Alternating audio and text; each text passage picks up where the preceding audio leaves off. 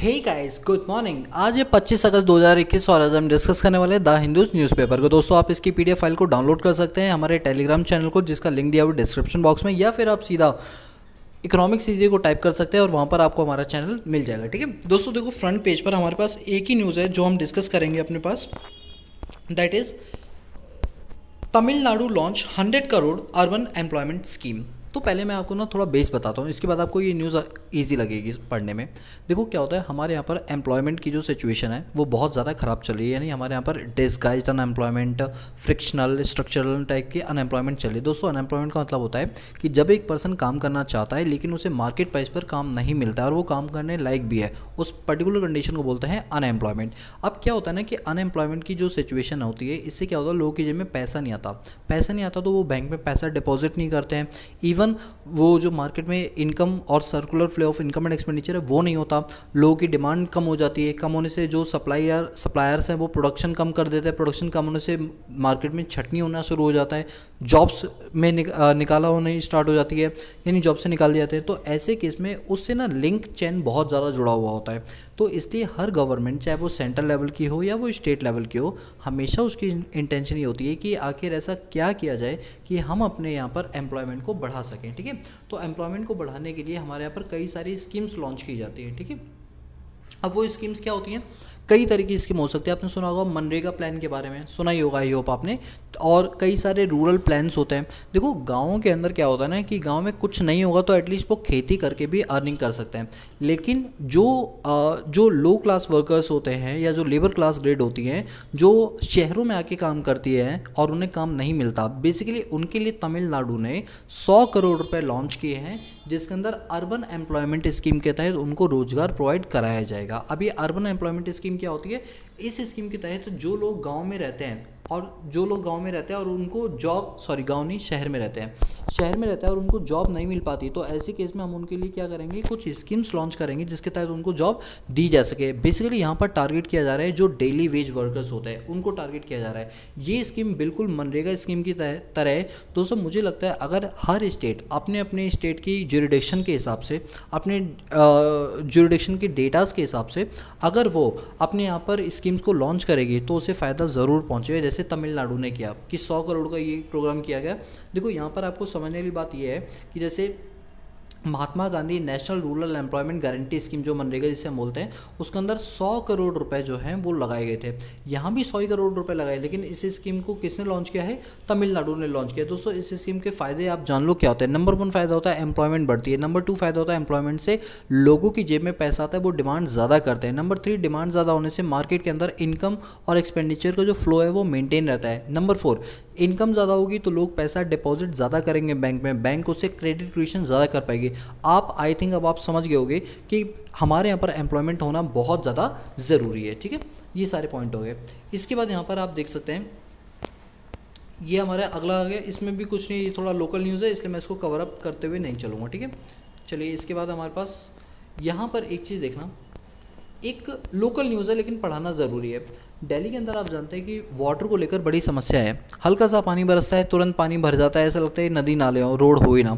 इसको लेकर दिल्ली गवर्नमेंट ने ये बोला है, जो उनके मेन हेड है यानी केजरीवाल जी, उन्होंने बोला कि दिल्ली के अंदर ड्रेन मैनेजमेंट प्लान को लॉन्च किया जाएगा और इस प्लान के तहत हम बड़े बड़े एक्सपर्ट्स हैं उनसे सलाह लेंगे और ये कंक्लूजन निकालेंगे और एक सल्यूशन निकालेंगे कि जिस तरह से बरसात में पानी भरता है तो वो बरसात के पानी को किस तरीके से ड्रेन किया जा सके, उसका वाटर का मैनेजमेंट किया जा सके, ताकि जनता को जो है वो परेशानियों का सामना ना करना पड़े। इस प्रोजेक्ट पर अभी मुहिम चल रही है। आने वाले टाइम के अंदर कोई ना कोई ऐसा सोल्यूशन निकाला जाएगा और इस सोल्यूशन का फ़ायदा सिर्फ दिल्ली को नहीं बल्कि पूरी इंडिया को पहुँचेगा, क्योंकि ऐसा नहीं होता कि हमने उस चीज़ का पेटेंट राइट ले लिया, ऐसा नहीं होता।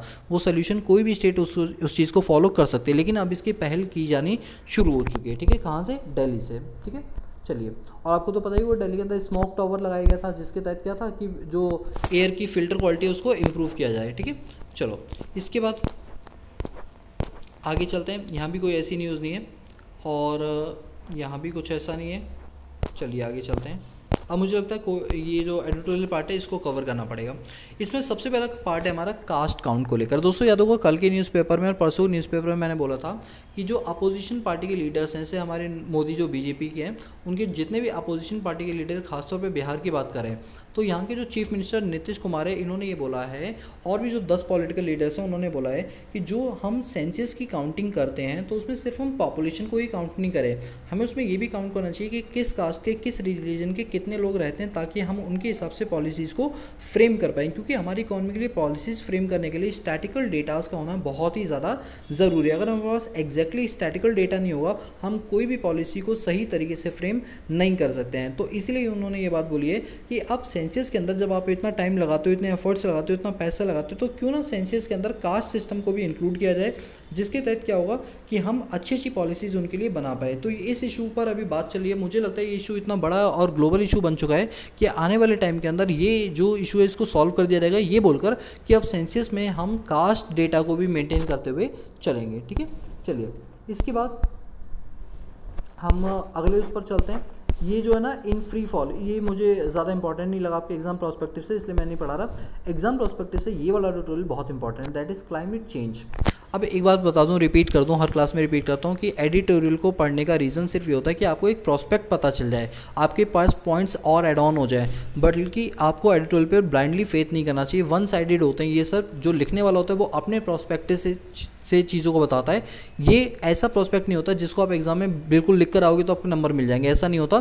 तो इसलिए एडिटोरियल को एक तरफा प्यार की तरह पढ़ा करो। ठीक है, देखो यहाँ पर क्लाइमेट चेंज को लेकर ये बात बोली गई है कि क्लाइमेट चेंज आज की डेट में इतना बड़ा कंसर्न हो चुका है कि आपने देखा होगा कि आयरलैंड के अंदर जहाँ बारिश नहीं होती थी, हमेशा स्नोफॉल होती थी, वहाँ पर कुछ दिन पहले अगस्त के महीने में बारिश देखी गई, जो कि इस बात का प्रतीक है कि आने वाले टाइम के अंदर ग्लोबल वार्मिंग का जो प्रकोप है वो बढ़ने वाला है। दोस्तों क्या होता है, अगर हम क्लाइमेट के साथ खिलवाड़ करते हैं तो जो ग्रीन हाउसेस गैसेस होती है, अब आप मुझे बताओ ग्रीन हाउस गैसेस में कौन कौन सी गैस आती हैं। ठीक है, तो वायुमंडल में जो ग्रीन हाउस गैसेस है, जब उनका कंपोजिशन बिगड़ता है तो अर्थ का टेम्परेचर बढ़ना शुरू हो जाता है, और जब अर्थ का टेम्परेचर बढ़ता है तो इससे ग्लेशियर्स मेल्ट होने लगते हैं।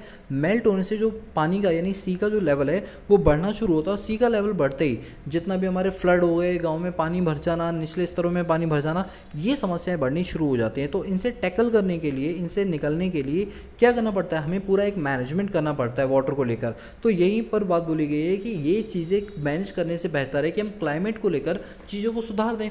हम क्यों ना कई टाइप के जो इंटरनेशनल एग्रीमेंट है, जैसे मैंने आपको बताया था कायोटो प्रोटोकॉल होता है, पेरिस एग्रीमेंट होता है, COP26 की मीटिंग होनी है, तो ये मीटिंग्स होना बहुत ज़रूरी होता है। क्लाइमेट को लेकर आज के डेट में कंसर्न हो गया, लेकिन अगर मैं आज से 100 साल पहले की बात करूँ, हम क्लाइमेट को लेकर कंसर्न बिल्कुल नहीं थे, क्योंकि हमें पता ही नहीं था क्लाइमेट के ऊपर इतना नेगेटिव इम्पैक्ट जाएगा।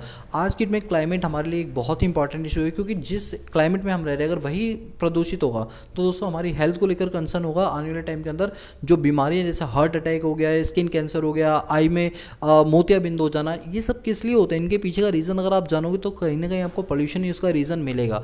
तो अल्टीमेटली पोल्यूशन हमारे लिए बहुत ही इंपॉर्टेंट टास्क है, इसलिए क्लाइमेट चेंज को हमें नेग्लेक्ट नहीं करना चाहिए, बल्कि आने वाले टाइम के अंदर इनके लिए स्ट्रिक्ट रूल्स एंड लॉज बनाए जाने चाहिए कि अगर कोई फैक्ट्री एक लिमिट से ज़्यादा धुआं निकाल रही है तो उस पर कुछ रोक टोक होनी चाहिए, या ऐसी टेक्नोलॉजी का यूज़ करना चाहिए जिससे पॉल्यूशन कम से कम फैले। तो इन चीज़ों पर हमें ध्यान देना चाहिए, और खासतौर पे हमें सस्टेनेबल डेवलपमेंट और जो सोलर पैनल वाली योजनाएं हैं उन पर खासा फोकस करना चाहिए, क्योंकि इनके बिना अगर हम ये चाहें कि डेवलपमेंट हो जाए तो आंसर इज़ नो, ऐसा नहीं हो पाएगा। सस्टेनेबल डेवलपमेंट का होना बहुत ज़्यादा ज़रूरी है। ठीक है, ये सारी बातें यहाँ पर ये बोली गई। ठीक है, इसके बाद अगर हम आगे चलें यहाँ पर, तो तालिबान के अंदर आप देख सकते हैं इस फोटो के अंदर किस तरह से इस लेडी की फ़ोटो को जो है वो हटाया गया है, क्योंकि लेडी को ये माना जाता है कि ये काम नहीं करनी चाहिए, ये बाहर नहीं निकल सकती। इस बात को लेकर मैं इस पर ज़्यादा डिस्कस नहीं करूँगा। ठीक है, यहाँ पर आप देखिए, आपको मैंने कुछ टाइम पहले की न्यूज़ में भी बताया था कि हमारे यहाँ पर जो हाई कोर्ट और जो सुप्रीम कोर्ट के जजेस हैं उनके लिए वैकेंसीज खाली पड़ी हुई हैं। तो जो हमारे जो चीफ जस्टिस ऑफ इंडिया है NV रमना,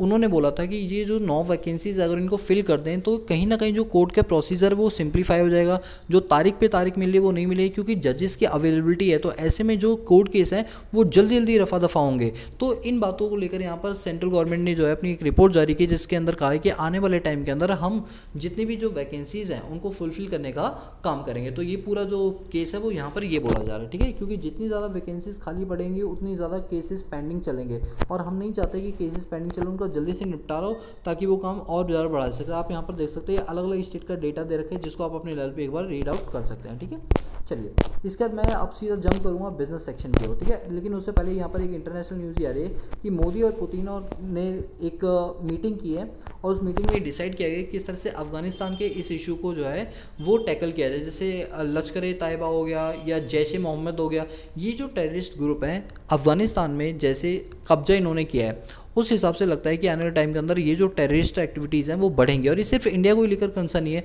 ये पूरे वर्ल्ड को लेकर कंसर्न है, क्योंकि ओसामा बिन लादेन ने, आपको याद होगा, वर्ल्ड ट्रेड ऑर्गेनाइजेशन जो कि अमेरिका में स्थित है वहाँ पर हमला करवाया था। तो ये नहीं कह सकते कि अमेरिका इससे बचा हुआ है, हर कंट्री को इससे घाटा पहुँचेगा। तो ऐसे केस में वो सिचुएशन ना है, इस बात को लेकर यहाँ पर एक सीरियस मीटिंग की गई जिसके अंदर क्या डिस्कस किया गया कि किस तरह से जो तालिबानी ग्रुप है जो अफगानिस्तान में कैप्चर कर चुका है उसको किस तरह से टैकल किया जाए, ठीक है। ये सारी बातें यहाँ पर होंगी।